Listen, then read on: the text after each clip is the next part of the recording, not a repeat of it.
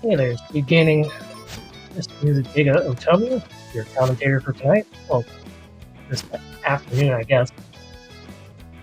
And what we'll be doing today is the first race in the tournament for Final Fantasy Mystic Quest.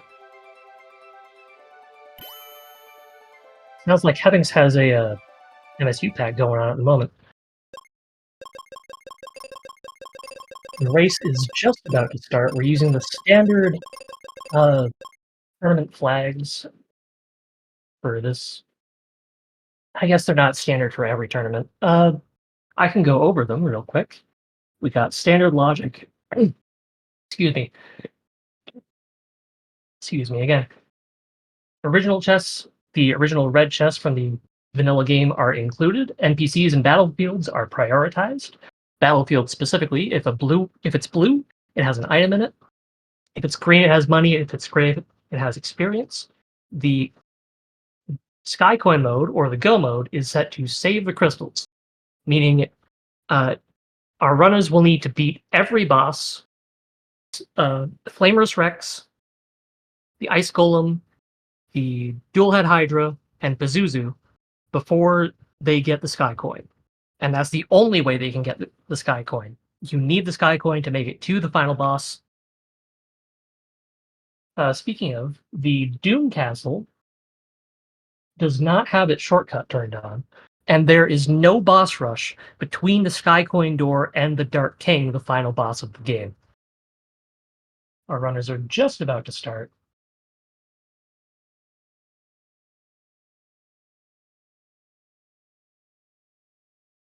I think they should have started already, but let's keep going over the flags. Brown box's contents are shuffled. That means in the original vanilla game, there was a seed in the bone dungeon right near the boss.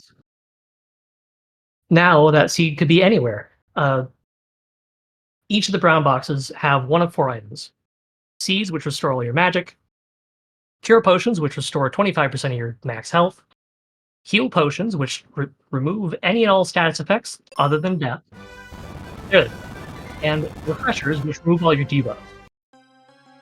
Debuffs also get removed at the end of battle. Ah, we got a river coin. That's Fireberry access already. We have enemy density, enemy position shuffled. I should park off the river coin.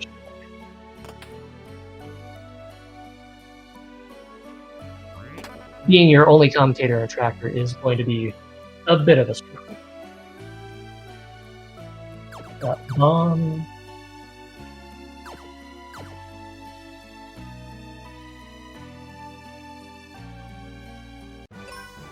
Progressive formations are disabled. Not like it would matter though, because map shuffle is also not enabled. Heal for Caleb. We've got enemy scaling set to 50 to 125%. That's all of their stats being scaled up or down that much at random. Our boss scaling is at 100 to 150% though, so the bosses are always going to be at least as strong as they were in vanilla. And up to 150% as well. There's Randomizer.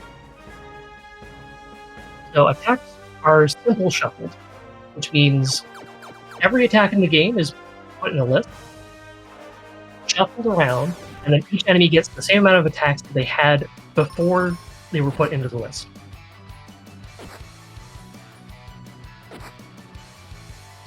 It looks like we have some confusion going on from the poison frogs. Poison toads? Poison toads. I should get the names right.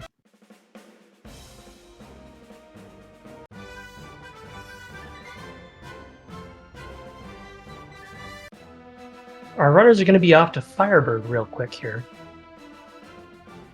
And the Fire Continent in general. Because it doesn't look like there's too much interesting coming out of the Bone Dungeon. The heal spell might be useful. It's both as useful as a heal book, or not. Oh, nice. Alright, I can safely assume that Hebinx got that as well.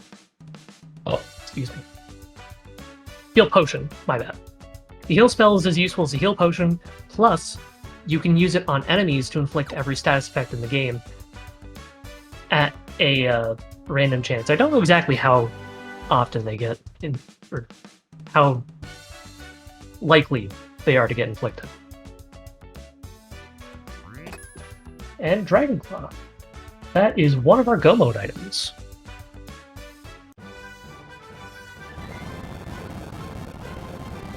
We've got both of our runners using custom sprites here, and I drew every single one of them. Well, not every single one of them. I drew most of them. I'm proud of that.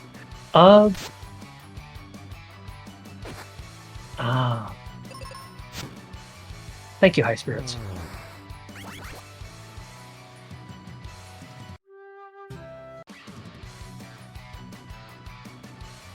I'm getting word that Hebinx did not actually go all the way into Bone Dungeon past Tristan.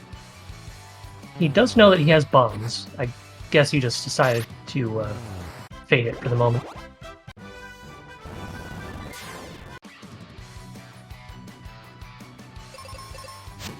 Caleb fighting the Flamerous Rex. He doesn't have as many levels as I would want personally, but he'll be able to get through.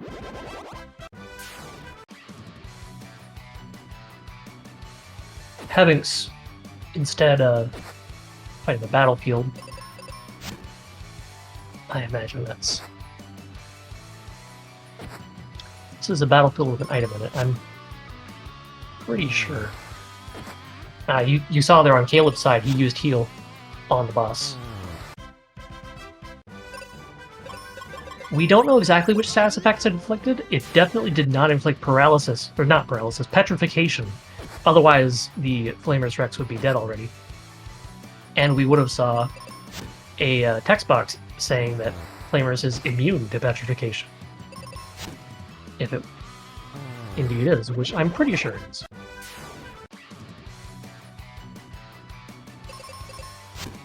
Setting Tristan to auto to have him use life. Keeping him on auto, because he's not sure what Flamerous is going to do.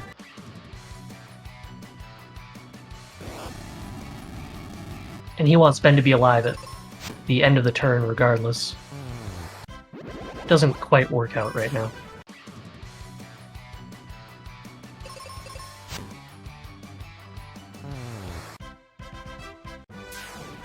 I missed what Hebinx got from the battlefield. But given that it's not being displayed in front of whatevs.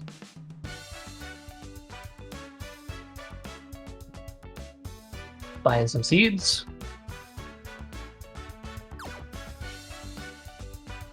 As I said before, seeds replenish all of your magic. Sand coin. And magic is the most important resource in the entire game. It's your damage, it's your healing, it's everything. Jumbo bombs. That'll be a slight increase in damage to the bombs.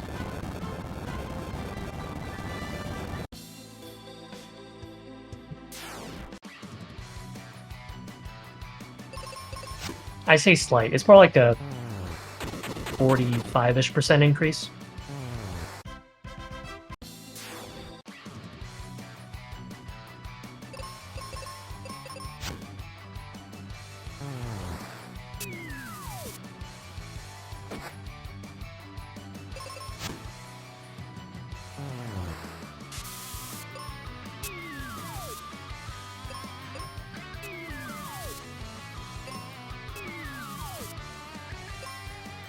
Caleb technically in the lead here.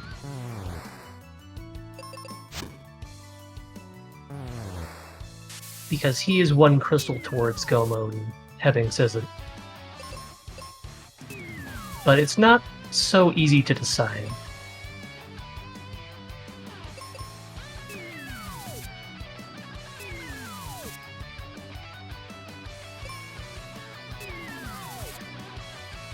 We might see a wipe on Hebinx's side.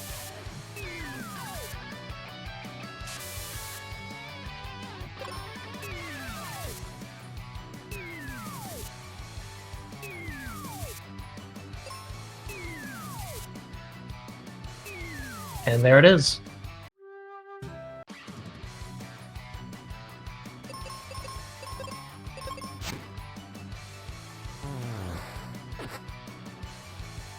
Caleb now heading off to Fireberg.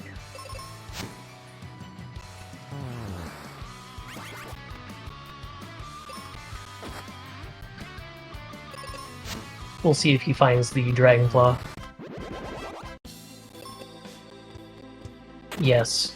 The mummies, they're really bad about multiplying. Actually, there's 4 individual multiplies in the game. Because we have simple shuffle attack randomizer on, those multiplies could be given to any enemy that has randomized attacks. So anyone other than the Dark King, really. That is Dragonflaw.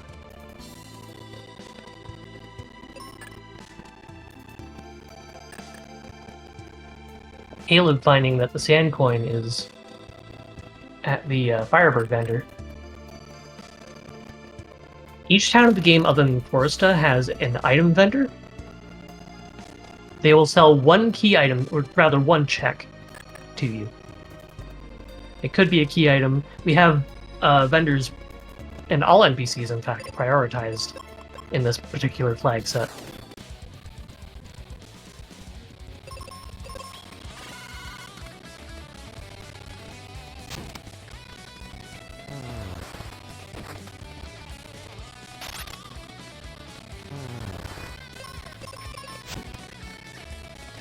You certainly can be.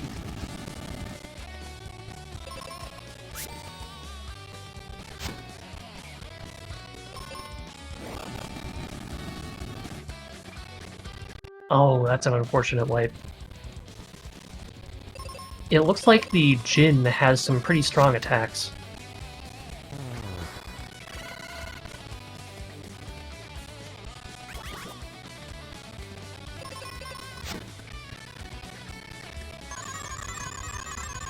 I should probably go over how attacks actually work in this game, since I'm uniquely qualified to do that. There are 3 main damage formulas that monster attacks use in this game.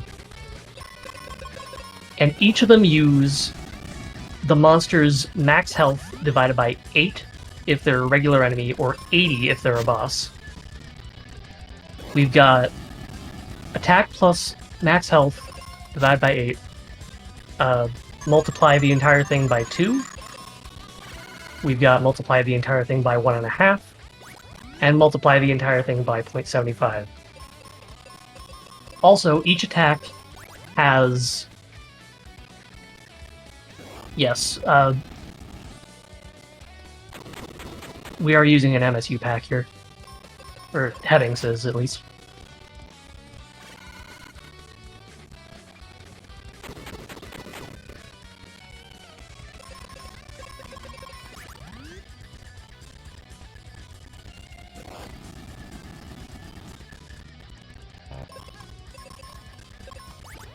Each attack also has an individual power rating set for it. Dragon Cut there. I don't have them memorized. I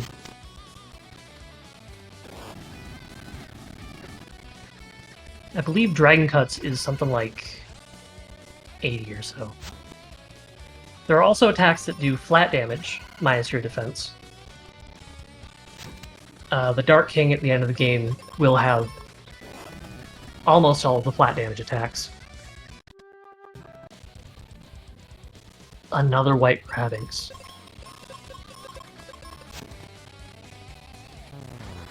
He's doing what he's supposed to. It's just not working out for him.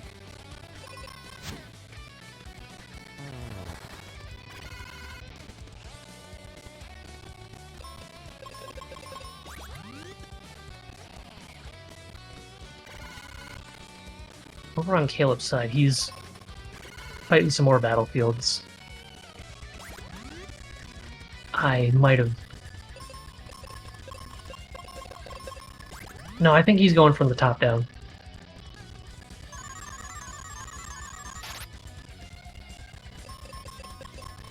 Oh, he's... not having a good time.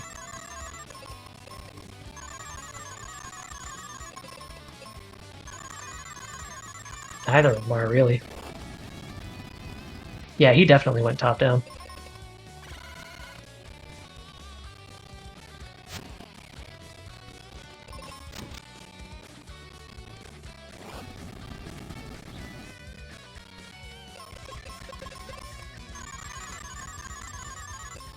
Hebinx.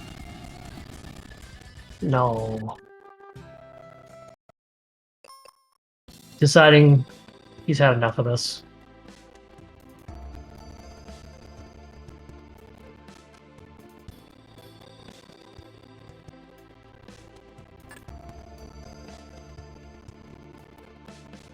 Not worth his time. Gotta go do something else.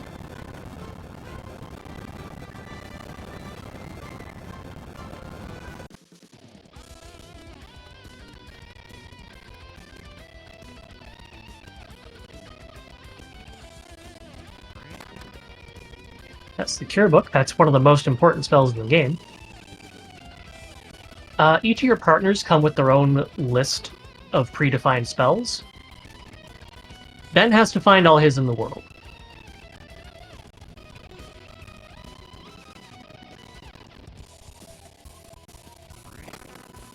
Every partner comes with the life spell, and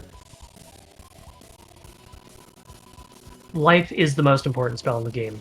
It works even on the living. It restores all of your health, removes all status effects as long as you're in battle, and even revives the dead, as its name would imply. I see. Hebinx using the duplication glitch. Because he wants more seeds.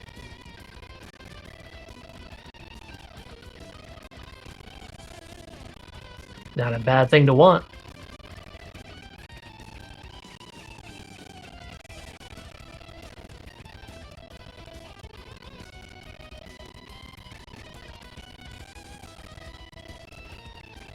I think I missed that first battlefield again. I definitely did.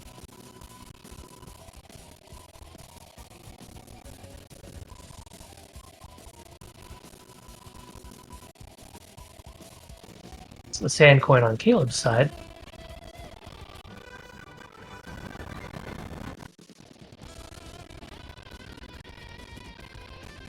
So now both of our runners have access to Aquaria, as well as Firebird. And they might decide, you know, Aquaria has enemies that are weaker, so it might be a better play. Hebinx is definitely thinking that Firebird is going to turn something out. He might even go all the way and fight the dual head.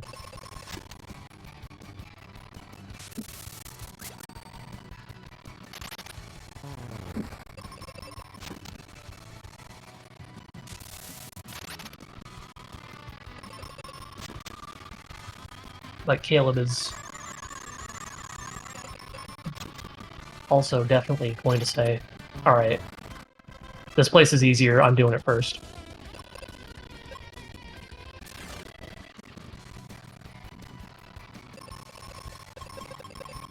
And honestly, I think it's the better play. It's what I would do. The Sun Coin. Caleb has access to every region now.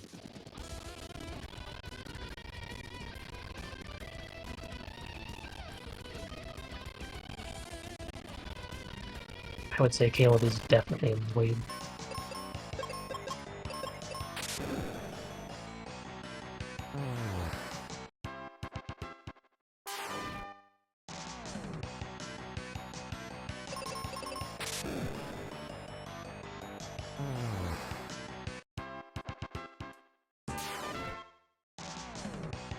Is this an item battlefield that Caleb's on? Magic. And steel helmet. People often call that the tin can. Because all it does is give you some defense. Gaia's armor. That's going to be very important. I believe Gaia's armor is, I don't remember the exact specifications of what resistances Gaia's armor gives you. I do know that it's an upgrade from the Noble Armor, and Noble Armor gives you defense against ice. Gaia's gives you, I think, petrification? I could be wrong. That might be the Aegis Shield.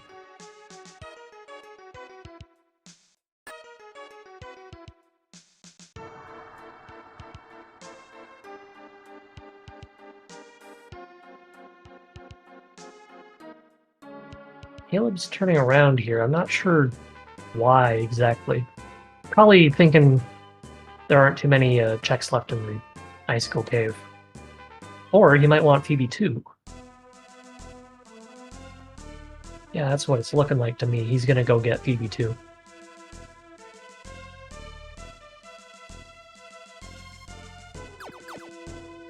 Each partner in the game has 2 states they can be in. They have their first state, which is weaker, and their second state after you get an item from them. Or in Kaylee's case, after you give her the elixir, which is much, much stronger.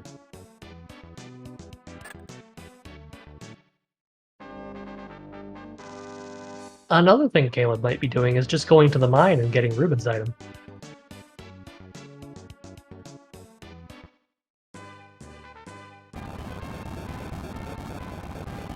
The reason I marked the steel armor off on the tracker here is because you start every seed with it. So even if you don't see them pick it up, they have it, trust me. It doesn't do anything. It's, I think, 5 points of defense. Oh, speaking of equipment doing things, the weapon you have equipped slightly modifies your stats. Each sword will give you 5 points of speed, each claw will give you 5 points of magic, and none of the other weapons do anything. You might hear somewhere that axes give you defense. This is wrong.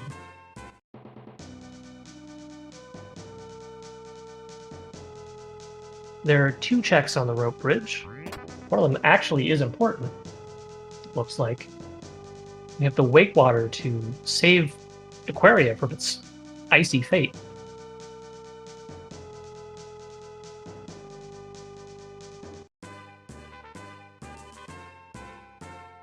It's not go mode, though. The wake water is not a go mode item. You do not need... Later in the game, they will get Mega Grenades.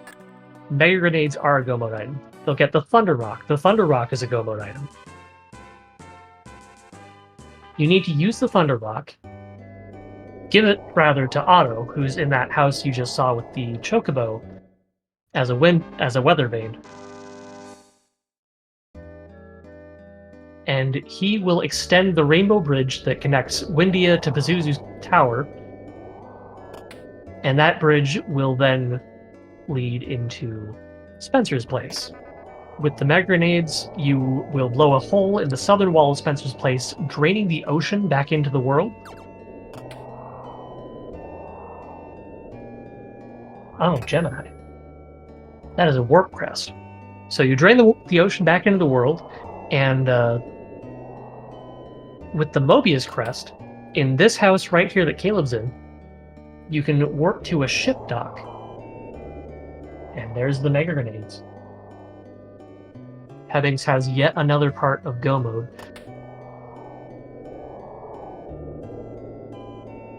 So you get to the ship dock. On it, you board the ship, you give Captain Mac, who's trapped on the ship, his cap, which is another Go mode item. Doesn't do anything other than that. Then he clears all the monsters out of the ship, he gives you control over it, you pilot the ship over to the Doom Castle, And Bob's your uncle.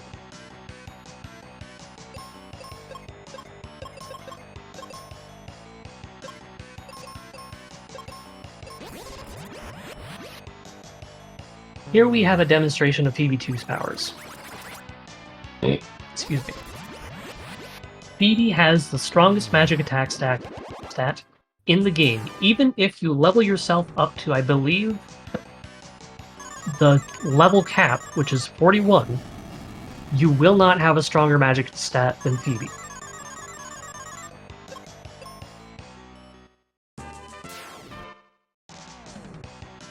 Phoebe comes with the Thunder, Fire, Blizzard, and White spells. Almost every damaging magic spell in the game has an element associated to it. One of the 4 basic elements everyone knows about: fire, wind, water, earth. The white spell, which would be called holy in any other game, is the only spell that does not have an element tied to it. In fact, I think even the cure and life spells have elements tied to them. They've got the fatal element and the zombie element, not respectively. Cure has the zombie element, life has the fatal element. The Giant's Axe. That is every weapon type. Caleb.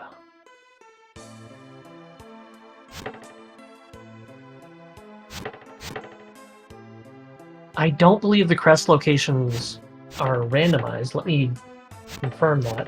Crest shuffle is turned off, yes. Now, that doesn't mean that nothing important is going to be behind these crests in the Alive Forest. Seriously, nothing good from Giant Crab. Or, sorry, Snow Crab.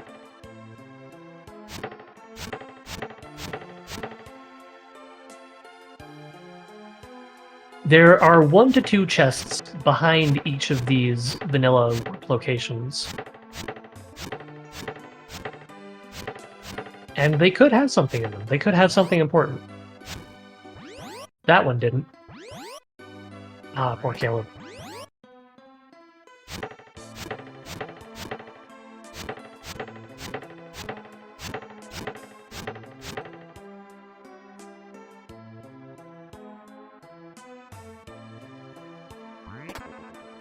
The Magic Mirror.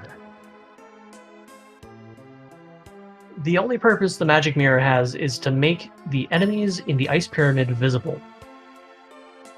If you don't have it, they're not visible. Simple enough.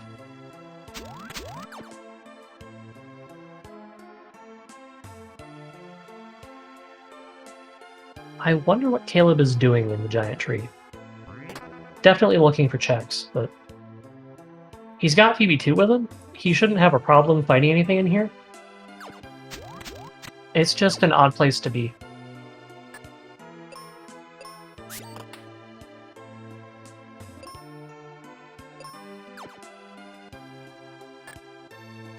Hebinx gonna find his wake water real soon. There it is.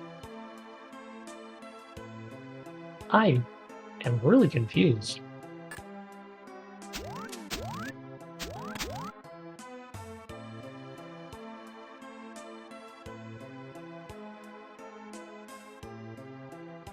Oh well.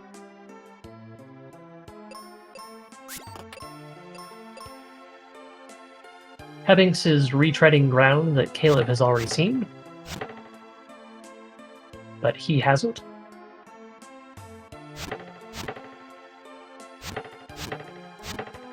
Gets Phoebe2, because Phoebe2 is arguably the best party member in the game. And I will admit she is the best party member for 99% of the game.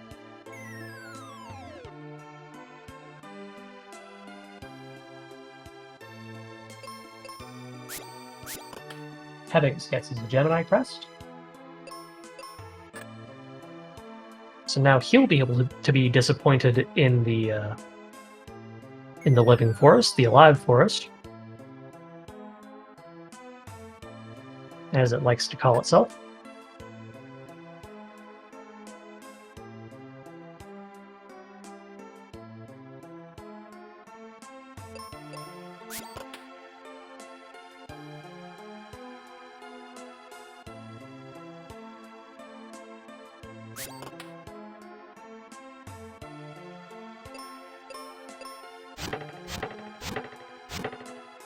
These oozes are a bit special of an enemy. They reflect all magic. So if you try to use a damaging spell on them, it will get turned back on you. Do not do that if you value your life.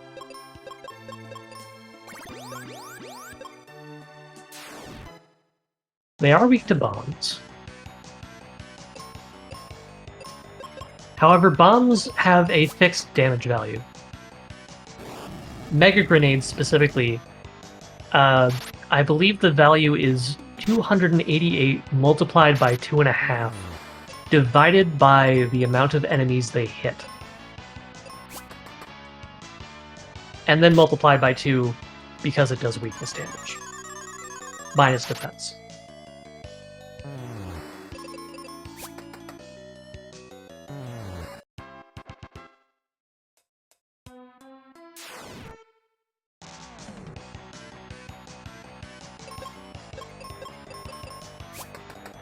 I'm looking over at chat here and I'm seeing Kaylee does indeed have petrification protection, but I would argue that she does have useful spells against the Dark King, not for damage, but to keep Ben alive, so that Ben can do all the damage. To keep Ben and herself alive.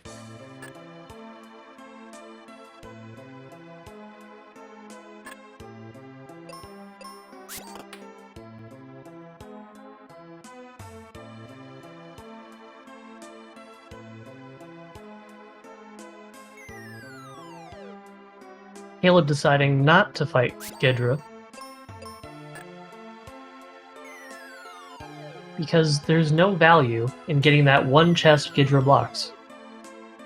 And there's also no value in moving the giant tree across the world map because you can't even enter it from the world map anyways.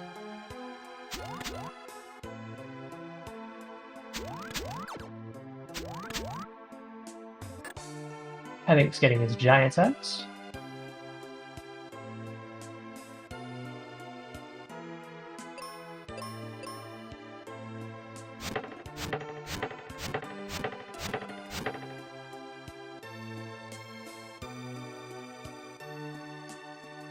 You're absolutely right, Shubinator. Keeping Ben alive isn't the best idea. Especially if Ben has his own petrification protection. Phoebe can do better damage. Plus, she can do damage at the same time as Ben. But if you don't have that petrification protection on Ben, then Kaylee's kind of your only option. I can't tell you how annoying it is to get Phoebe petrified and then Ben dead. Oh, there's the Night Sword on Hebinx's side. Both runners now have every weapon type at their disposal.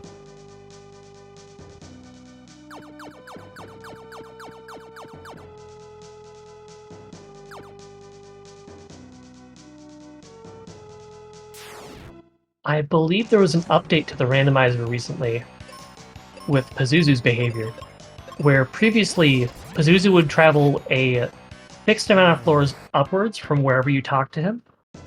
That change might not have been implemented, actually. Might have been I don't have the ability to check at the moment. I gotta watch these two runners.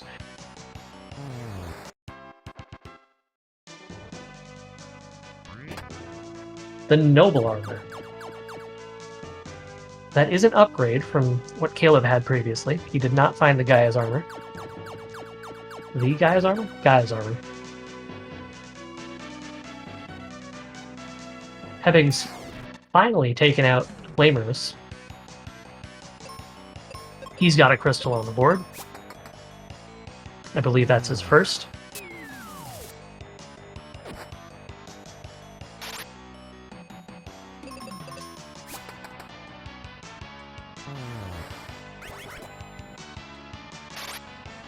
These beholders are another enemy of the very few in the game that reflect magic back at you.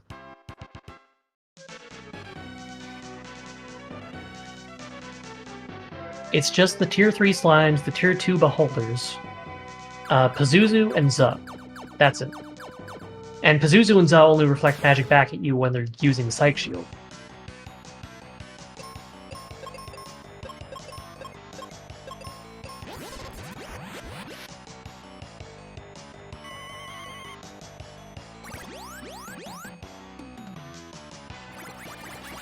These mages are also quite annoying.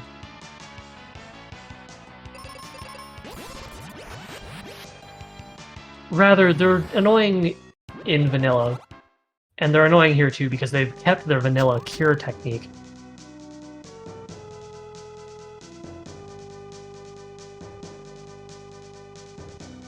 At the top of Pazuzu's tower, you are forced to talk to him, if you haven't yet. I interrupted myself earlier.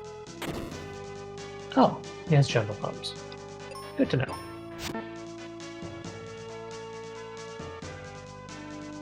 So Pazuzu will move a specific number of floors upward, and if he hits the top of the tower, he'll loop back down, based on the seed. I see Hebinx is in the Icicle Pyramid now, via Shield obtained.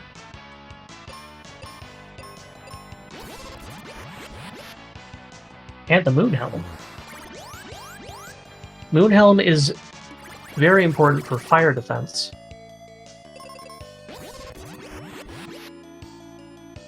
It's your first fire-resistant item in the game.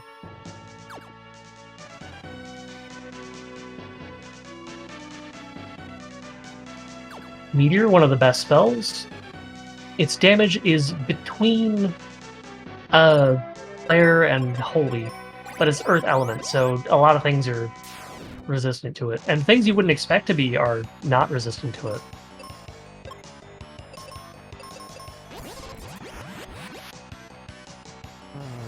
The other earth element spell, Quake, is absolutely useless. There's the Mobius crest. In the middle of Pazuzu's tower. That is another go mode item. Exit, one of the extremely important spells. Exit not only allows you to cast yourself back to the overworld,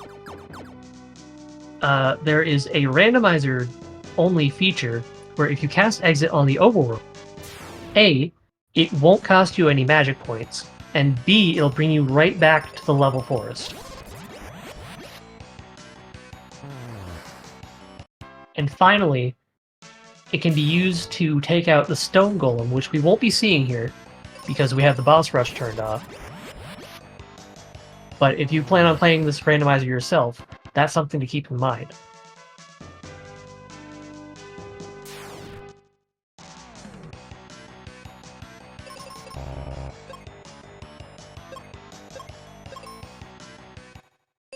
Oh, poor Caleb. He has seeds.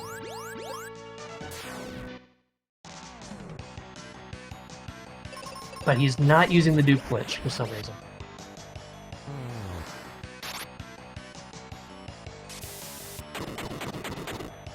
Let me tell you how to activate the dupe glitch. You need to prevent yourself from being able to use an item. There are a few ways to do this. You can get inflicted with a debilitating status effect that prevents you from moving. You can die.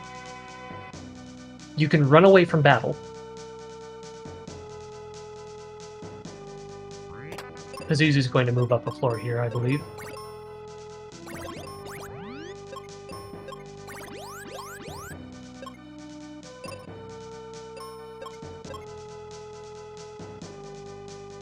Yep.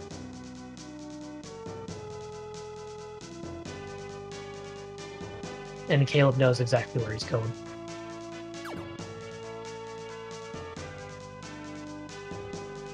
I think.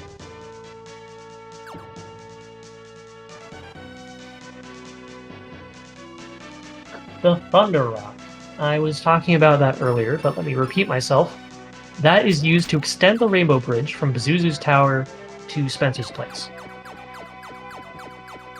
It is thus a Go Mode item, because we do not have the Doom Castle shortcut turned on. If we did, then the only Go Mode item would be the Sky Coin. Because you would be able to get to the Doom Castle from the base of the Focus Tower in the Earth Continent. You would not need the ship.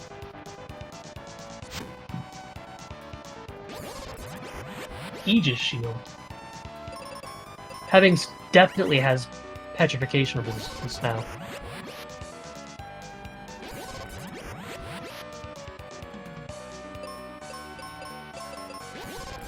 And the elixir.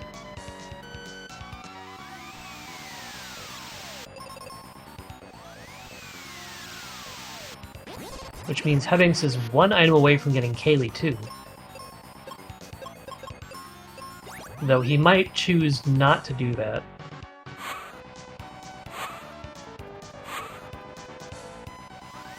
Pazuzu putting up Psych Shield, so like I said earlier, wow, that was a strong attack.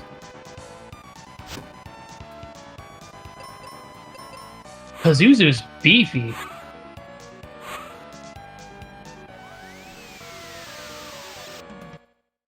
Too beefy.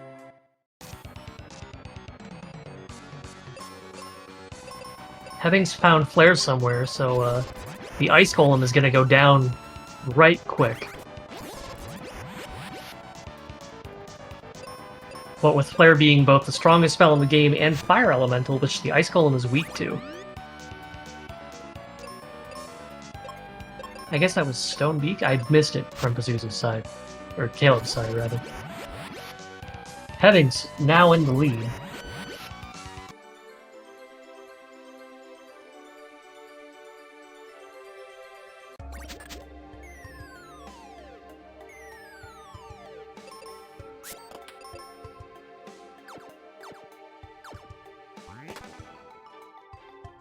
And he finds his Libra Crest.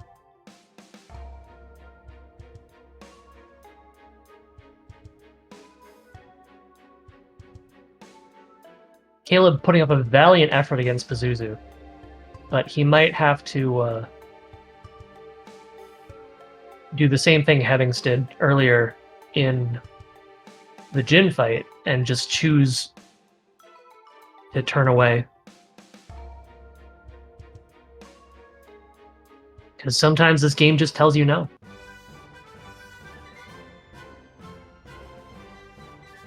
You're not strong enough yet.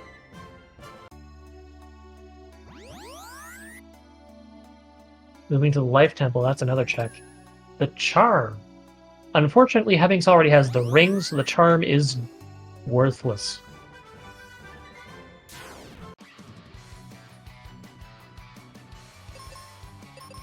I should note how equipment works in this game. Each equipment slot, the sword, the axe, the claw, the bombs, the helmet, the chest plate, the shield, and the accessory, has 3 tiers. Each tier replaces the item that comes before it. Tier 2 replaces Tier 1, that's the Apollo helmet, which replaces the Tier 2 Moon helmet.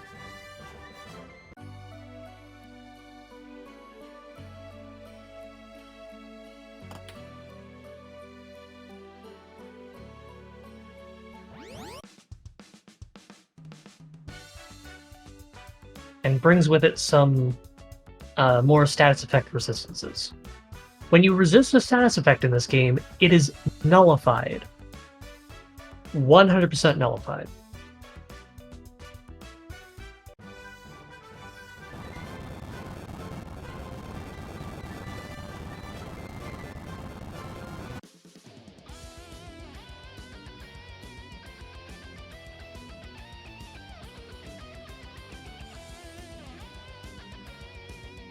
Hebinx is now deciding, okay, I've waited long enough. Let's take out Dual Head Hydra.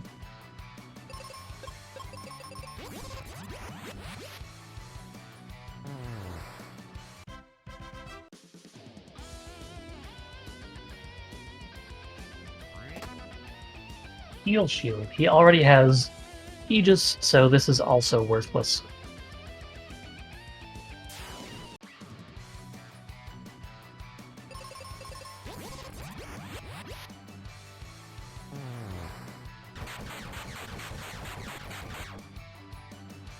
These ninjas are another enemy in vanilla that could multiply.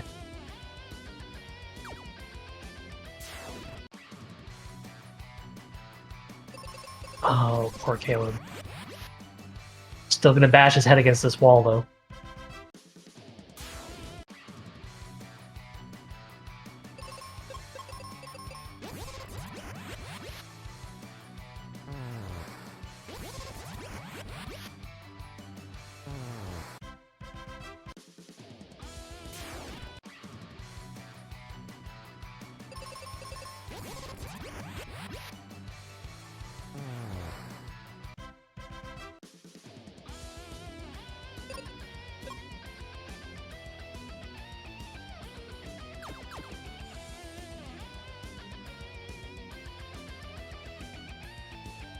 Caleb finally deciding to take the L, leave, go do something else.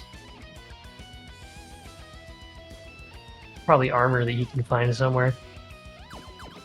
It'll make things a lot easier. Heck of a lot easier. Captain's Cap.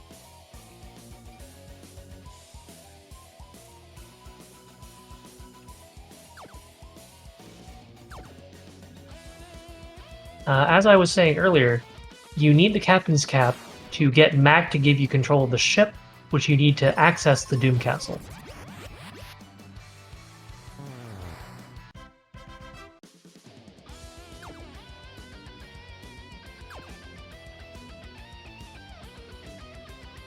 Caleb stepping into the mine. I don't think anyone has defeated Jin yet.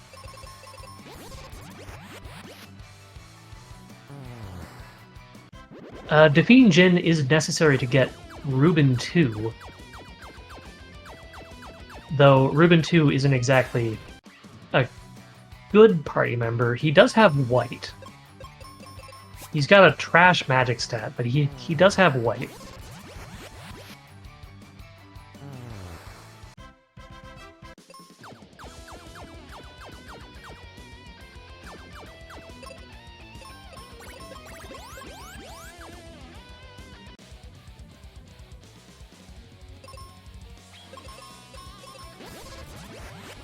Now that Hebinx has beelined his way to Dual Head again. Again? Might be the first time he's here.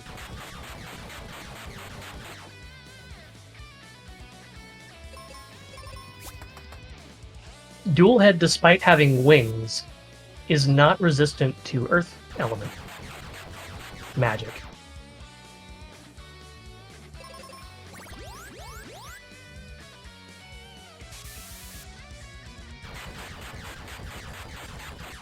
And Twin Head shares that lack of a resistance. But we won't be seeing Twin Head in this entire tournament.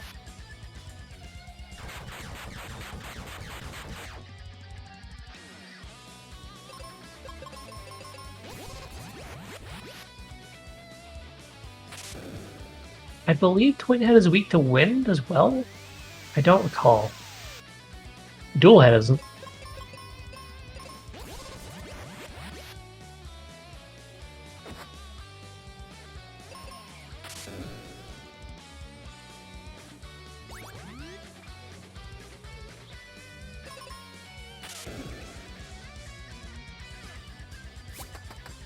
Now I'm getting concerned at my own tracking. I know I've missed some things. Oh well.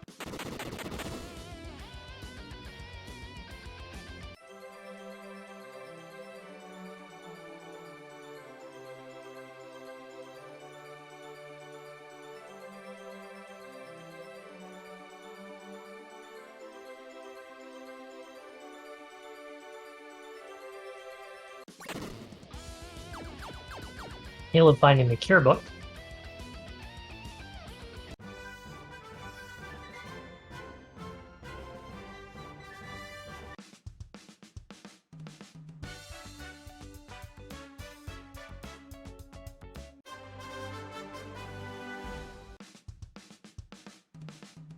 And I believe Hebinx is taking Ruben into the mine. He is. That's where Flare was, huh? I guess I just didn't pay any attention to that because it's not tracked.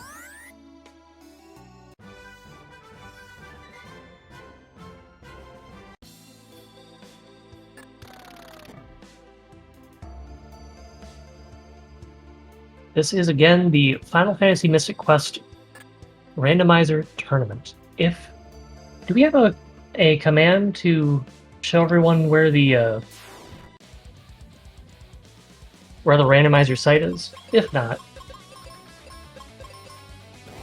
I'll pop it in chat real quick.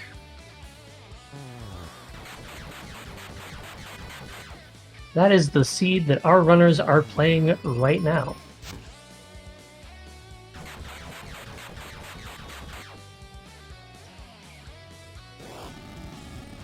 Thank you, High Spirits.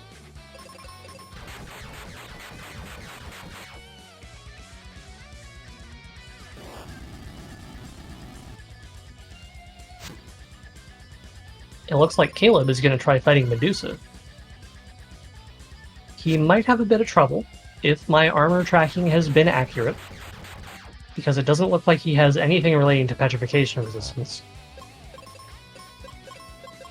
Though Medusa might not even have any petrifying moves due to attack randomizer.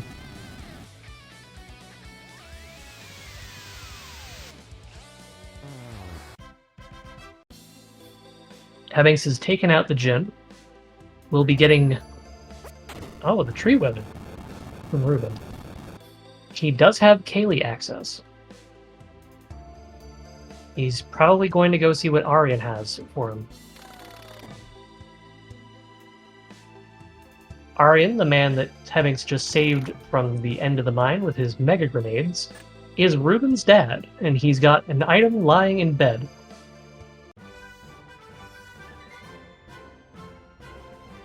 I imagine he had it in his pocket. I think he says it's an heirloom that he was going to give to Ruben. But now he's passing it on to us. Or to Ben, instead.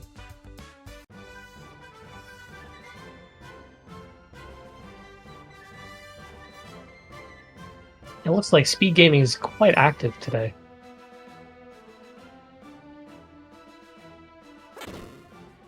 With the Venus key, Hebinx can open this chest, find the Cupid's locket. He is fully kitted out in terms of armor. Ben resists every status effect in the game now.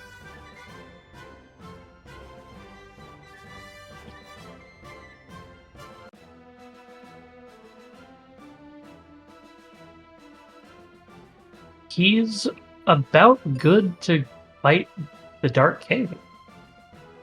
This is roughly the level that runners would want to be at.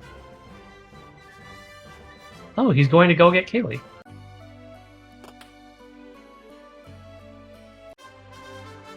Kaylee does have a few checks locked behind her.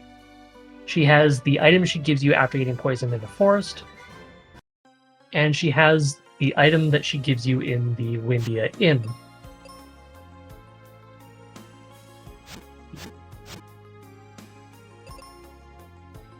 Hebinx now checking the chests in level forest. It looks like they're all brown, and thus worthless.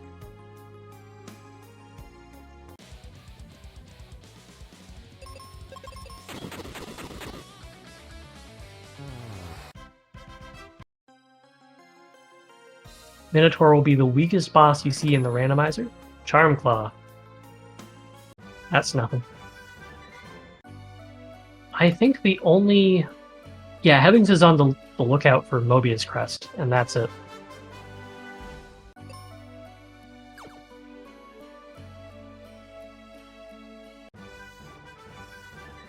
If he finds multi-key, that's one check.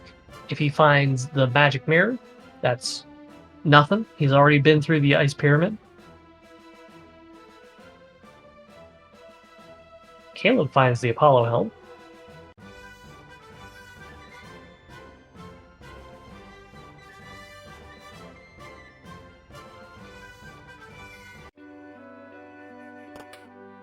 He does not have Venus Key yet, so he's got to leave that particular item behind. Hebinx turns into Thunder Rock.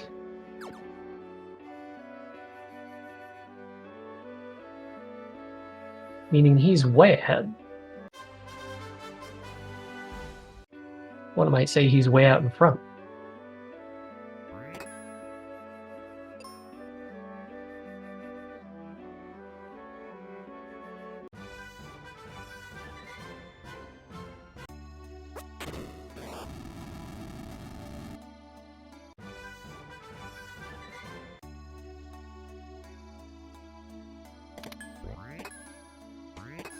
The life spell, the battle axe, nothing too important. Well, life is very important, but it's not progression. It's not the Mobius crest which he is looking for.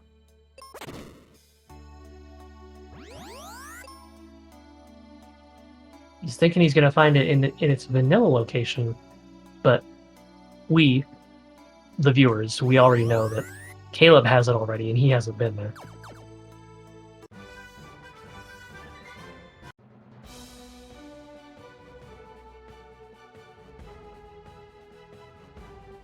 Hebinx opting to talk to Pazuzu on floor 1 rather than floor 7. Which Pazuzu did end up on floor 4 on Caleb's side. If I'm correct about the fix not being implemented, he should end up on floor 5 on Hebinx's side.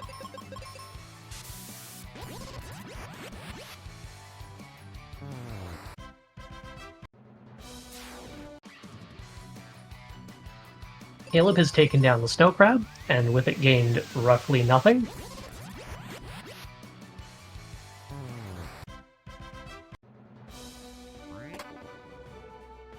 Hebinx finds the Noble Armor, a downgrade. Well, not a downgrade, it's not even equipped.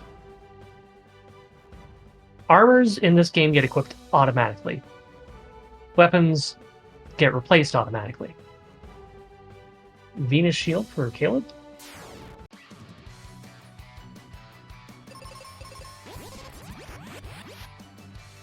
Moon Helm for Caleb, but he already has Apollo. The Mask for Caleb.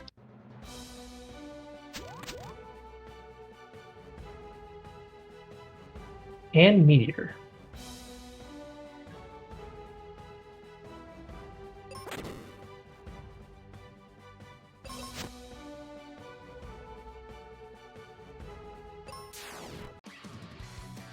The music in this game is just so amazing. I'm finding it hard to stop myself from humming along.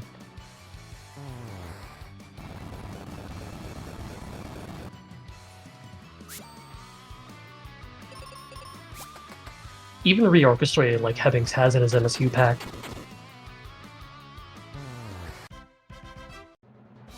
It's really hard to screw up Mystic Quest's music. And it looks like the fix was not implemented. So all Hebinx has to do is get these chests. And hit the switch on the 4th and 6th floors. He's already hit the one on the 6th floor. Pazuzu's tower has an elevator built into it. And Pazuzu uses it to run away. There's the Mobius crest. Run away from Ben and his partner. Partners, plural? His ally. Just to, you know, be rude.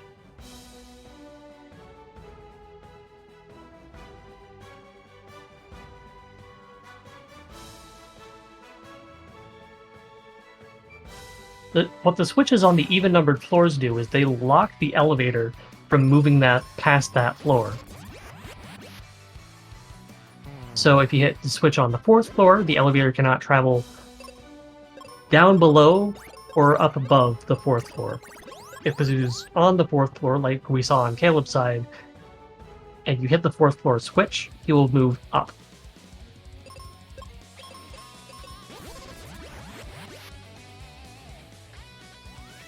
So now Hebinx is fighting Pazuzu. Our beefy, beefy bird boy.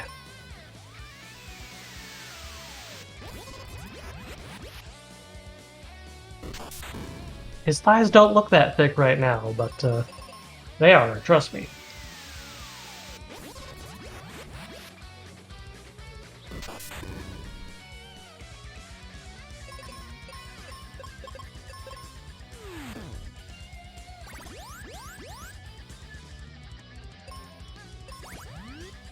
That is correct in chat. Sorry, there's a lot to pay attention to here. Insane Man is right that you keep the better weapon. When you open the chest that has a downgraded weapon from what you currently have, you will get switched over to that downgraded weapon. All you have to do to get back to your upgraded one is switch off of it with the shoulder buttons, and then back on.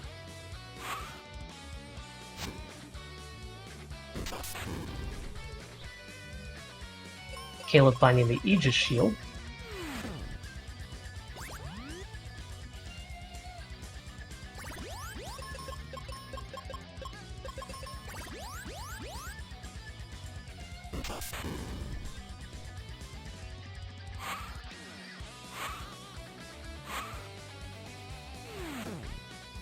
And the elixir.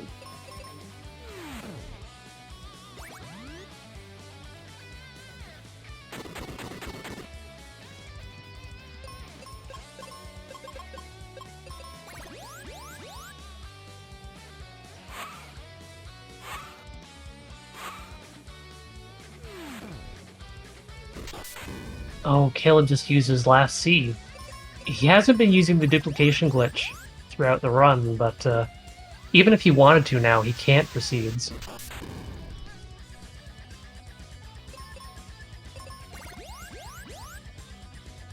Not until he gets another seed. Speaking of glitches, most of them have not been patched.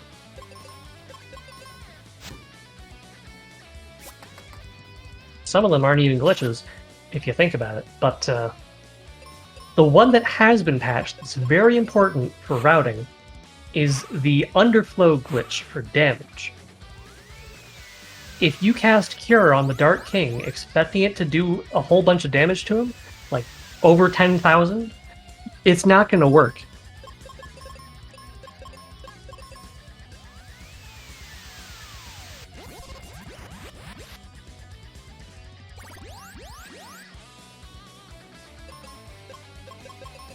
Caleb has defeated the Ice Golem and freed the Water Crystal.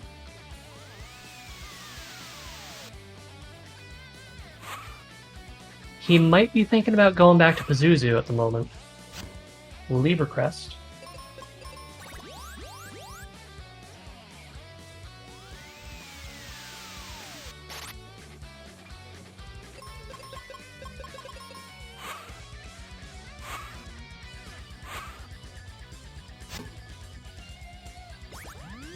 He gets the Charm, which I don't believe he had any accessories before now.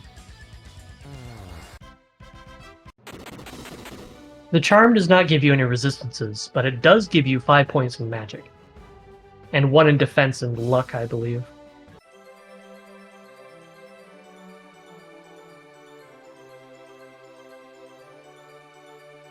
In fact, all the accessories give you exactly 5 points in magic. They don't stack, it's just 5 points across the board. Hebinx gets the Sky Coin, meaning that was the final crystal that he had to save.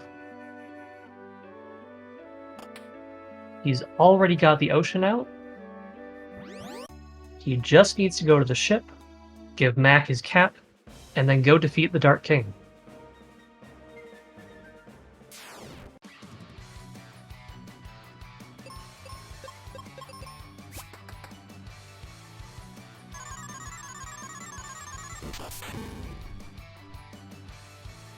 One glitch that hasn't been patched yet, I believe, is that silence, even if you don't have any accessories yet, because accessories are the ones that protect you from silence, silence will never be inflicted on the player character. Not in vanilla, and not in the randomizer. It works. The status effect works, but the ways of inflicting it simply don't.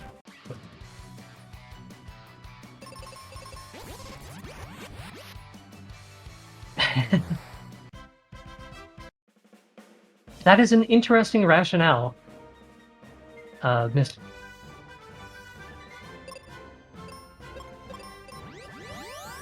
The Dark King being pure evil, thus Cure hurts him.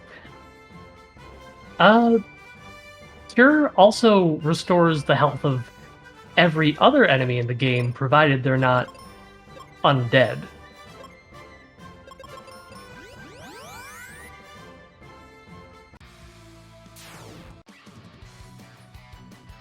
Like the Minotaur zombie here.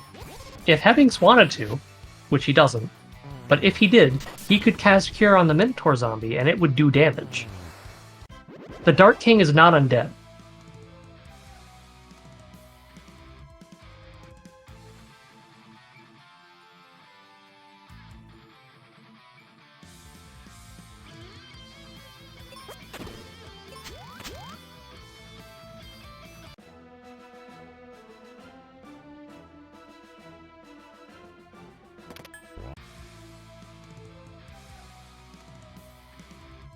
I don't think the Cure spell takes your morals into account, Gamer Bunker.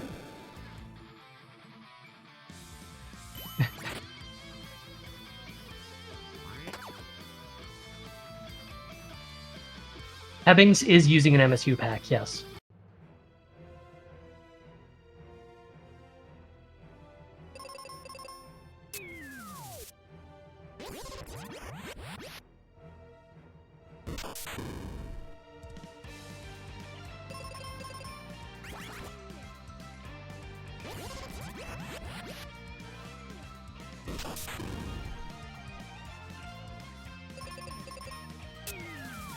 I took a look into a little bit into the future just now, and it doesn't look like Hebinx has won the race yet.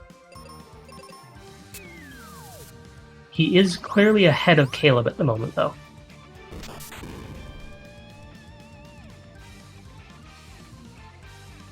Caleb activating his Thunder Rock as well. Perhaps he can catch up.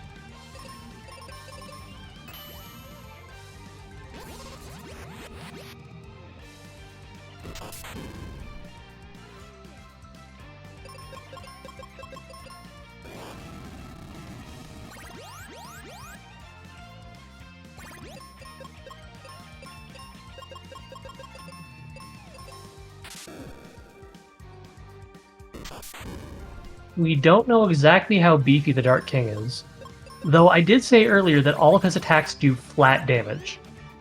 They do not depend on his stats. The only two stats of the Dark Kings that matter are his health, well, three stats: his health, his defense, and his magic. And his defense only matters if you decide to use weapons on him, which most people won't.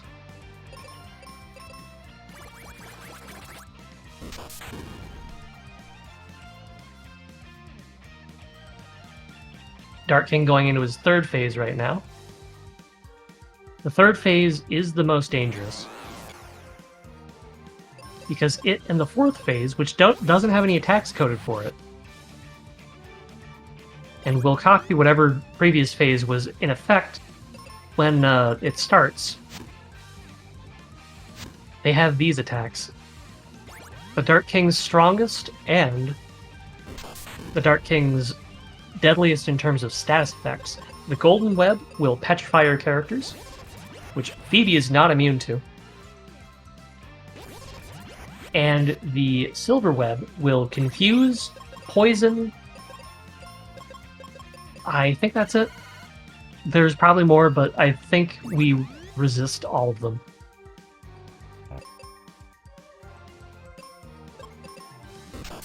but Hebinx has done this hundreds of times by now, I'm sure.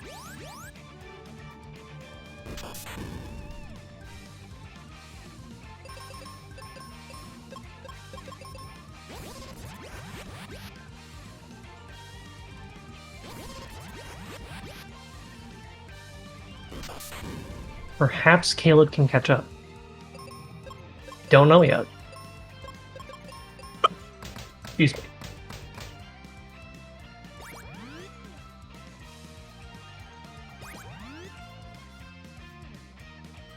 Each of the Dark King's 4 phases can roll a separate value for their health. In vanilla, they all have about 10,000 health. The Dark King's total health is supposed to total up to 40,000.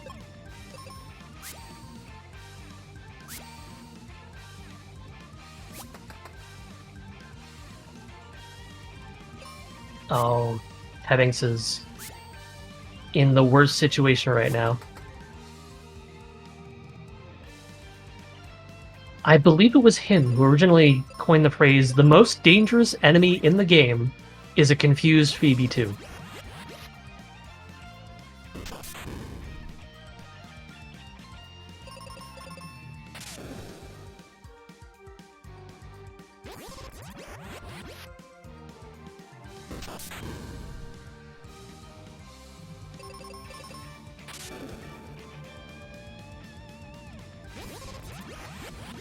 I think Caleb's going to be disappointed here. It looks like Dullahan's also pretty beefy.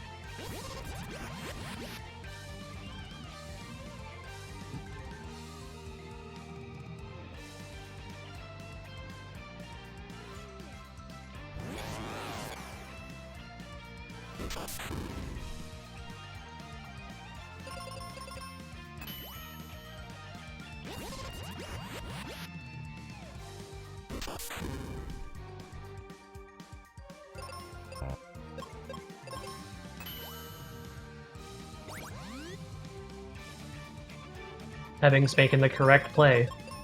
Unfortunately, Phoebe is too fast, and she couldn't take her turn there. It passed while she was dead.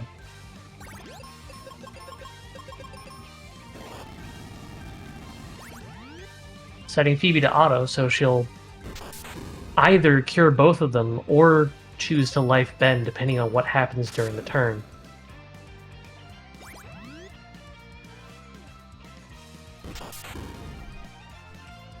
And Ben, being the slowest participant in the battle, is the one who's going to get the most attacks out. And that's why I say Kaylee is probably the best party member for this fight, because she can't get inflicted with petrification. She'll always be able to cast that cure, she'll always be able to cast that life.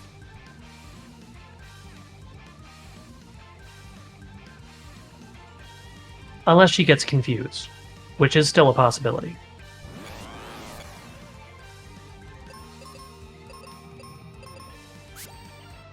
Phoebe's got damage. Kaylee does not got damage. Does not have damage.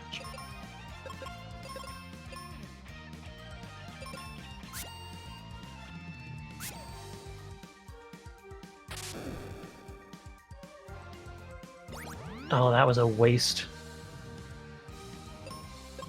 Waste of a wizard charge.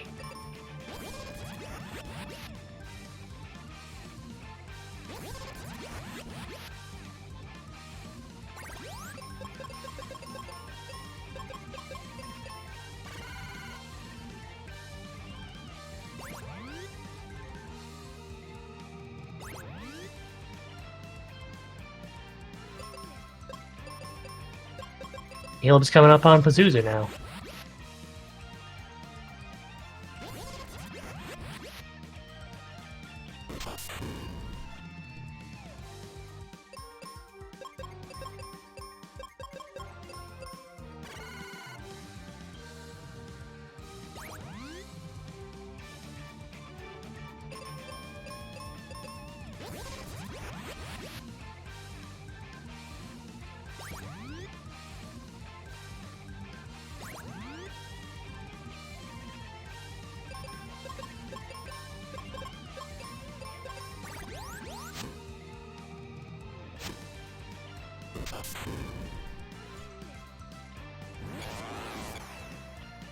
Dark King in his 4th phase.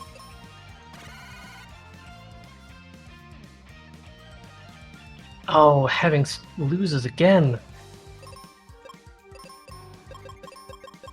That's the 2nd wipe.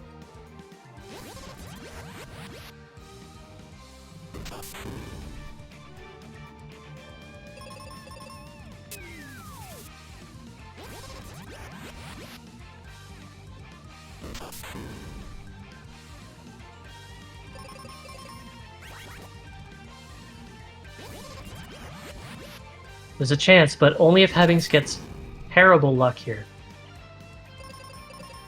Keeps wiping. Oh, Caleb just wiped.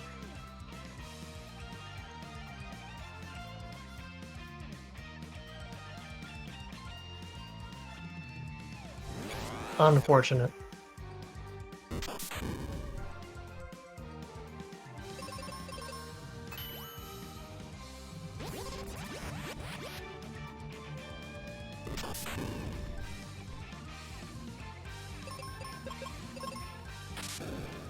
Oh, where did he find Excalibur?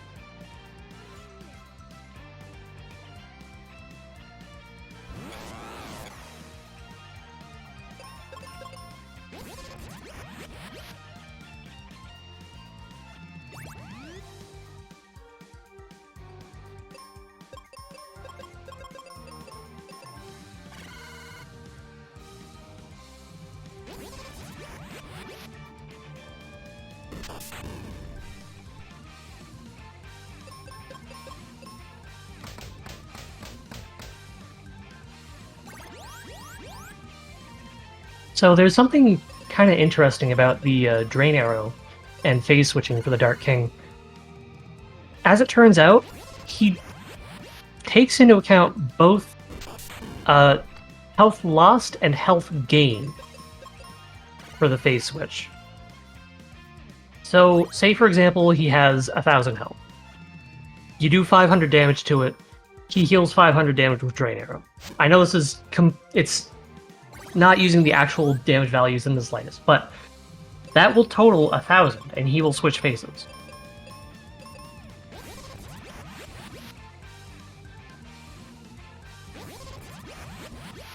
Oh, poor Caleb.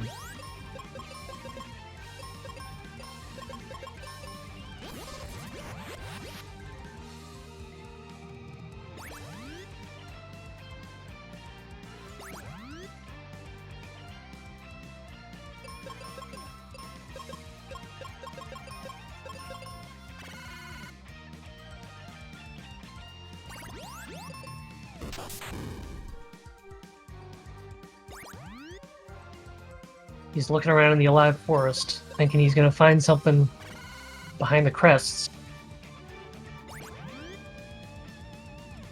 He's missing Gaia's armor and the Cupid locket.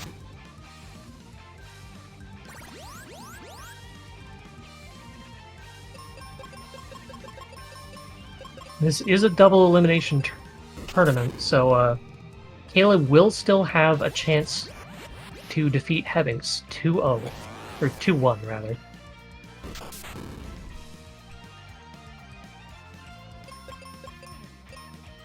If he loses here, which is looking very likely.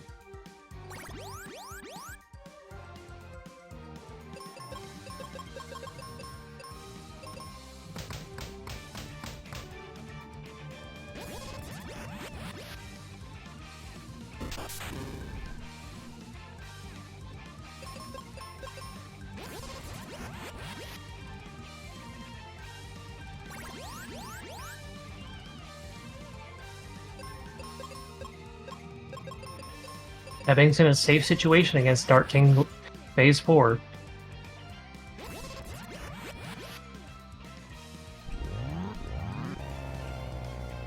Sorry. It is best of 3. My bad. There will be a game 2. That's all I'm talking about. And Hebinx is done.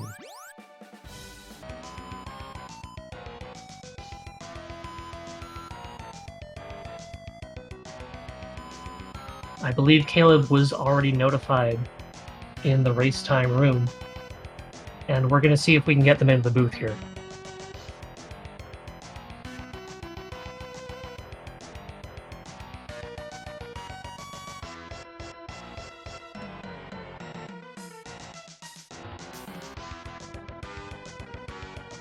There he is. Hello, hello. How you doing, Hebinx? That was not a fun seed. I can imagine. I feel like I rolled just the worst kind of RNG on every enemy encounter I could possibly roll, and worse. Yeah, that Jin was a tough one. Yeah. Especially in the beginning. I mean, I died to a hedgehog fight, so... No, I died to mummies. Just being paralyzed to death and having to watch Ruben slowly get beat down. 40 health at a time. Yep, so it was pretty demoralizing. But we got through it. GG's, Caleb. Hey, GG, man. How you doing, Caleb? I'm all right. I would have finished this one out, but I got another race at 2, so gotta clear my brain and kind of decompress a little bit between races. But I don't know how you got so fast at this game. I don't know either, man. It's just the grind, I guess. I've been playing a lot of seeds. Yeah, What I can like, see, just as a commentator, just watching so many different players play, the biggest part of it is menu speed. No, okay. Like flipping through your weapons as quickly as possible, going through both the main menu, it's just menus, the battle menu, it's just menu speed. And a little bit of luck. Luck is a major factor. But if you don't have the menu speed, then you need excessive amounts of luck to beat someone who does. Yeah, no, I feel like I got lucky not having to go to the live forest at all, not having to go to Mount Gale. Everything just kind of fell into place after. It was like 30 minutes to get started. That's probably the longest startup I've had in a seed before I can start taking down bosses. It was like 31 minutes of prep time. But afterwards, I kind of fell into my groove and I just started mowing down bosses. I don't think I really needed to dip into too much else. I forgot what Ruben's dad handed out. Ruben's dad, I kind of forget myself. I don't think it was anything important. No, but you know, it's one of those checks where I was basically cleaning up. It was just like clean out Aquaria, clean out Fireberg, and then do P Tower. And then if you don't find what you need in P Tower, clean up Windia. And it was, you know, thankfully Mobius Crest was in P Tower, Exit was in P Tower. I'm glad I took an extra like second or two to check that other chest on floor 4. It was a little sad that I didn't get Exit sooner, but it is what it is. I was able to quickly leave P Tower and head to the final dungeon. Yeah, I just couldn't really get anything going. All of the boss fights felt like they took, except the Ice Golem, felt like they took way too long. And I just was turned around. I felt like I missed something, but I guess it was just my progression was in the lava dome, and I didn't want to go there without the mega grenades, but I'm assuming that they were there or came from there. So I feel like I did everything else. Where were mega grenades? I cannot remember for the life of me now. I think they might have been in the lava dome, yeah. Yeah, I think Cap and mega grenades were in lava dome along with Gaia armor. Yeah, feels bad, but GG's, man. Yeah. I guess getting knocked out by one of the best runners in the game in the first round, so could be okay. That's very, very flattering. Thank you. Yeah. I don't hold myself on that high of a pedestal, but you know, I just do the best I can. I've been running this game, and you know, I do my best to try to help facilitate events like this. I'm glad to be part of the event staff this year, along with Chanigan, and you know, coordinating this tournament. Looking to have a good time. But yeah, I saw a question in chat. Someone was asking, "Is like, where can you find the randomizer?" And it's like FFMQRando.net. This is the one that we're running. This is the one made by Wild Ham. There was an older randomizer that we don't talk about anymore.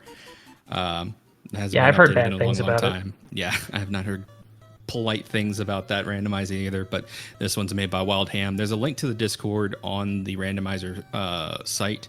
So if you'd like to, you know, join us in the community, we're always looking to welcome new players. You don't have to be, you know, fast. You don't have to participate in events. You can just kind of hop in and just, you know, casually chat with the community. We have sprite creators. We have people talking about development ideas and new things that we can add to the randomizer to make things more interesting.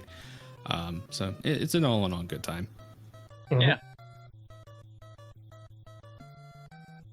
Well, thank you both for being here, for streaming on SG1. Yeah, thanks for volunteering and doing the broadcast, Keegan.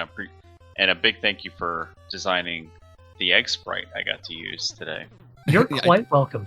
I did get to see the egg sprite that looked it looked fun. Yeah. Was it everything you wanted and more? Oh, it's so good. You should So see the good. shrug. Oh yeah, no, I haven't seen that egg shrug yet. I got to take a look at that sometime. I think that'll be it. All right. Thanks again, man. Yep, thanks for having us, and you know, good luck to whoever's on Speedgaming Live next up after us. And thanks to both of you for being here. When did you decide on Game 2 happening? Was it tomorrow? Potentially. We haven't picked out an exact time yet, but right. once we do, I'll make an announcement in the Discord, and we'll get that all coordinated. All right. So, if you want to see Game 2, check out our Discord. Yeah. Have a good one, everybody. Later.